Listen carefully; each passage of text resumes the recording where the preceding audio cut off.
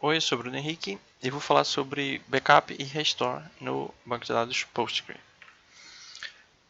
Por que os backups são importantes?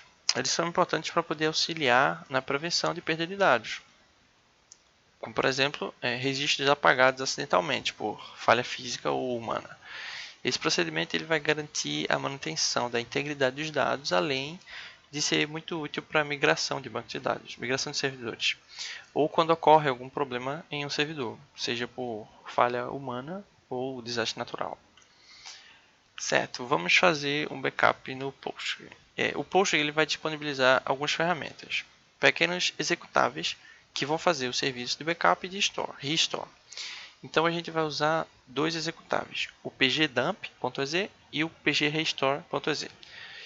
Esses dois podem ser encontrados na pasta bin do diretório onde o Postgre foi instalado. Por padrão, se for o ambiente Windows, que é o que eu vou usar aqui, é esse o diretório, o C arquivos de programas Postgre 9, e aí pode variar a versão, /bin. Tá. A gente vai precisar primeiro abrir o diretório e depois abrir o prompt de comando nesse diretório para poder executar os comandos. Vamos executar o backup do banco de dados da nossa escolha, executando esse comando aqui, pgdump.exe, localhost, a porta, o usuário, o formato, o local do arquivo de backup que a gente vai precisar e o nome do banco de dados.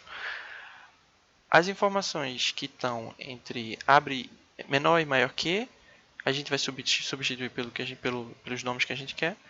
E atenção para o nome do banco de dados, que é case sensitive. Então, vai ter diferença entre letra maiúscula e minúscula. Beleza, vamos explicar o comando. A flag host vai definir o local em que o banco de dados está localizado. E aí ele pode estar localmente ou externamente. Se for externamente, a gente coloca o nome da máquina ou o IP, algo assim. A porta vai definir onde o post que está sendo executado, onde ele está escutando as informações sendo executado. E por padrão vai ser a 5432. A flag username vai ser o usuário cadastrado no Postgre.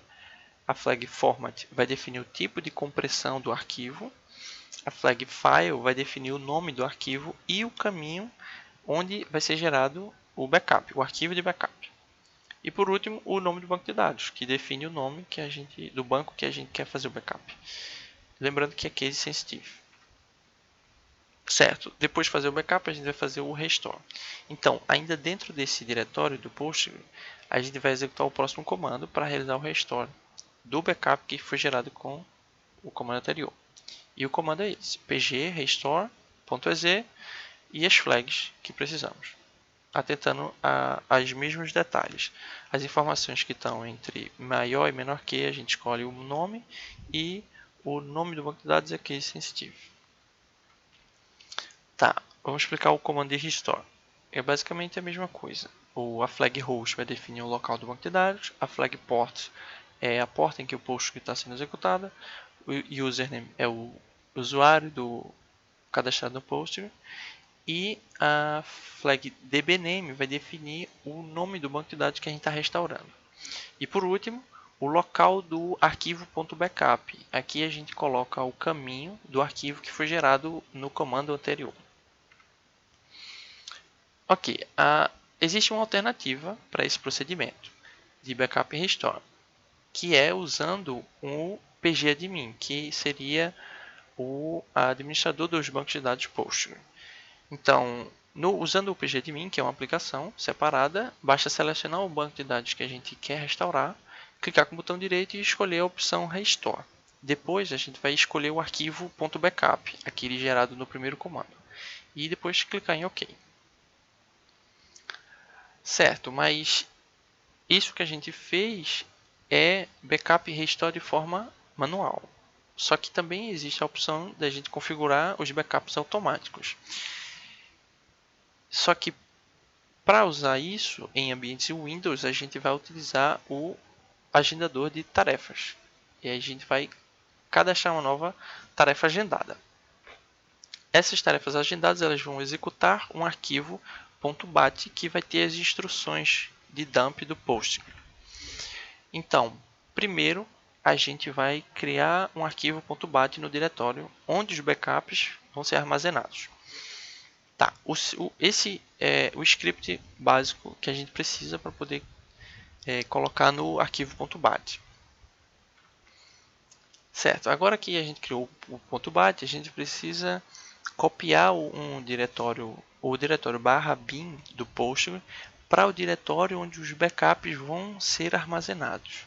Isso precisa ser feito porque o script precisa ter acesso ao executável pgdump, para poder realizar os backups. O próximo passo é configurar a tarefa agendada no Windows. Beleza, no menu, para poder a gente fazer isso, a gente vai no menu iniciar e digita agendador de tarefas. E aí vai abrir uma janela com mais ou menos como essa. Na aba geral, a gente vai configurar as opções de segurança, como executar estando o usuário conectado ou não, e executar com privilégios mais altos. Basicamente isso.